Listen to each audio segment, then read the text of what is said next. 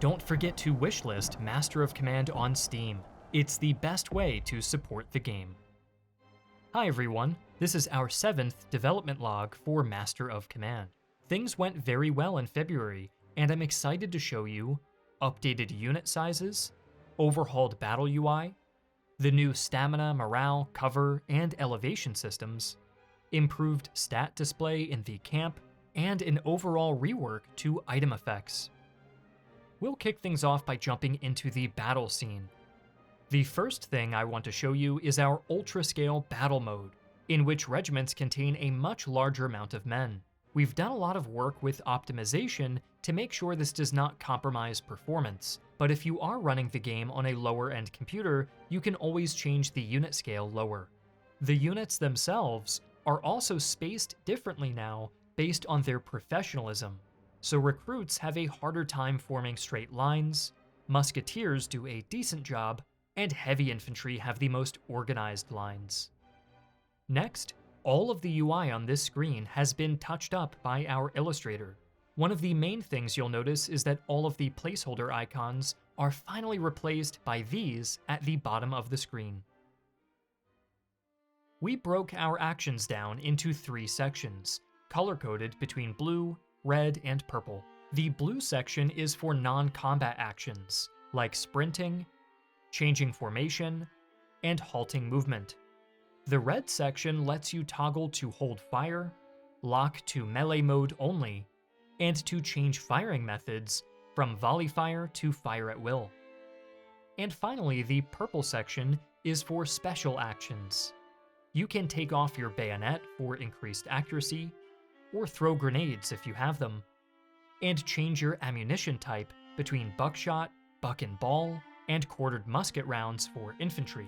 If you're using an artillery unit, however, your options are between solid shot, canister, double canister, and grape shot. All of the aforementioned ammunition types must be equipped onto a unit while in the camp screen. You'll also notice officer abilities have been moved and are now contained under a drop-down. You can check your officer's passive abilities as well as toggle their active abilities here. The UI at the bottom of the screen will scale out depending on the amount of divisions you're fielding. The UI on the left has also been touched up. It now shows you all of your unit's stats in a cleaner blue color and even shows you your current level of elevation, cover, and stamina. At the top left, we can also see our player general, who we can select and move around to provide a morale buff to nearby troops.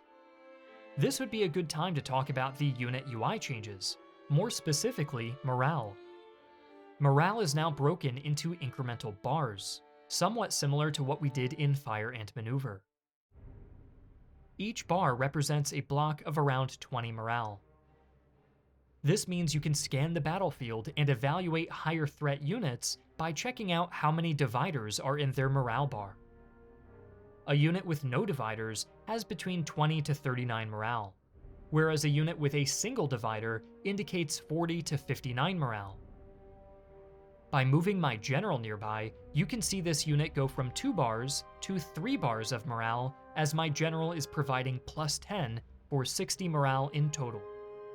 New players can mostly ignore this feature, but I'd imagine it's a nice quality of life display for veteran players who want more precision when evaluating threats on the battlefield quickly.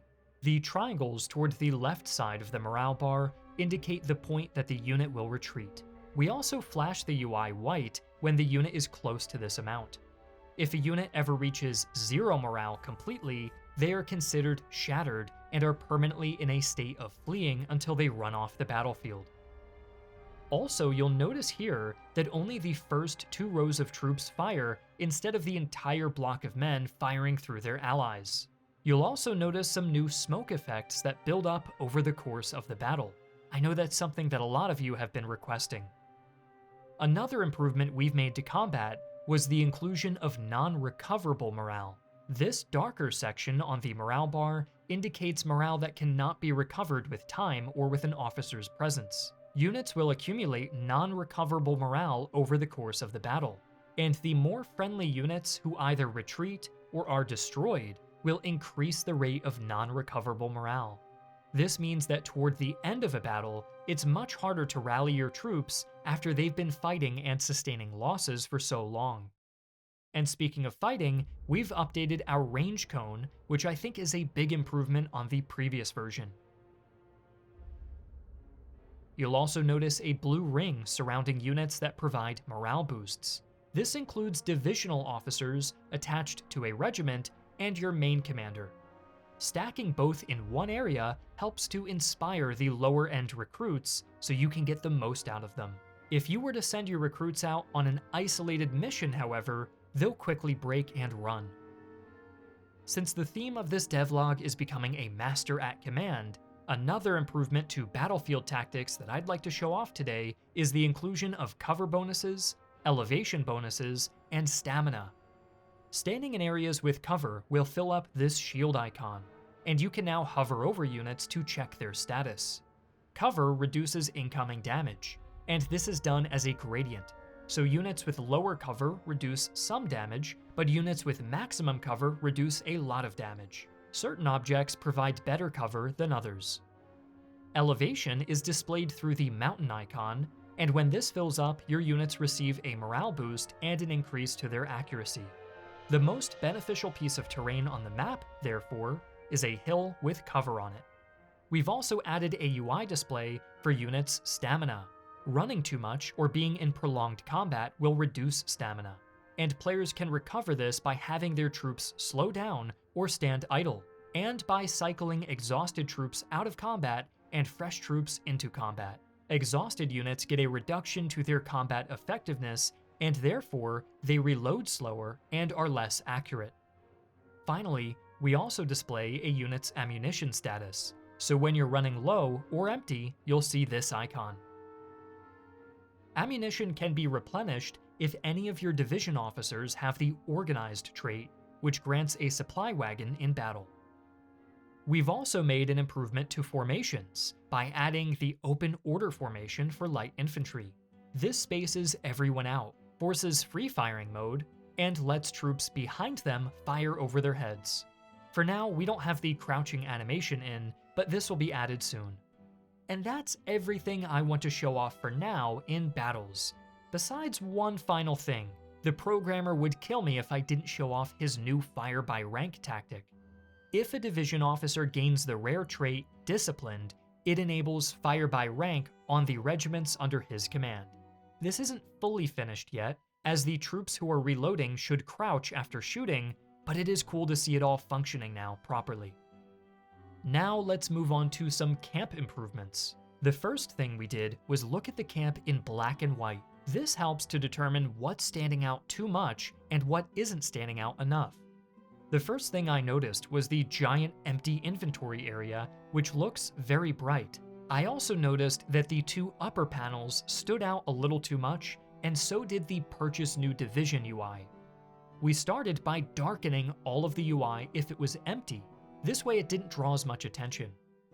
This helps focus everything toward the center of the screen and your units. And speaking of units, the color of the stats were beige along with this UI panel, which meant they didn't really stand out too much. So stats were updated to be blue, helping them pop. The icons were also updated from their placeholders. And next, the Purchase New Division UI was replaced with a simple plus sign, which, when hovered over, displays the full UI. This way it draws just a little less attention, and so for a side-by-side comparison, here's the old camp screen in color, and the new camp screen. As much as I loved the fall-colored grass, we changed the grass to be greener, which helps better represent all of the warm seasons.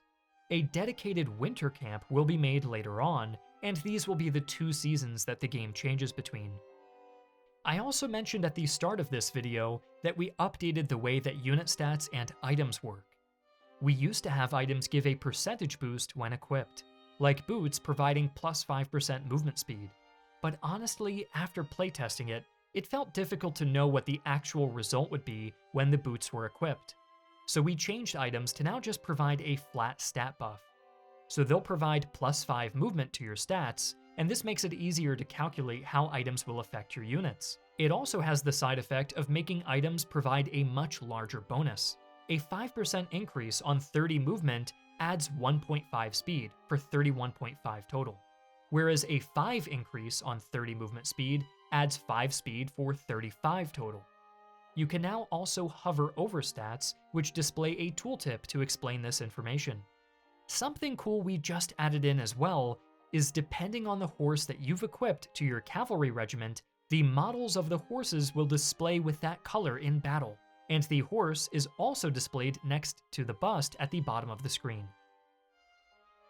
And that's all for today. We've actually changed a lot in the game's campaign mode, but I want to save that for a dedicated devlog. So maybe next time we'll do a gameplay overview of the campaign specifically, and the devlog after that one, we could do a gameplay overview of a full battle. If you're interested in joining the community and making some map designs which may be featured in the game, follow the Discord link below. And don't forget to wishlist the game on Steam, as it really helps us out. See you next time.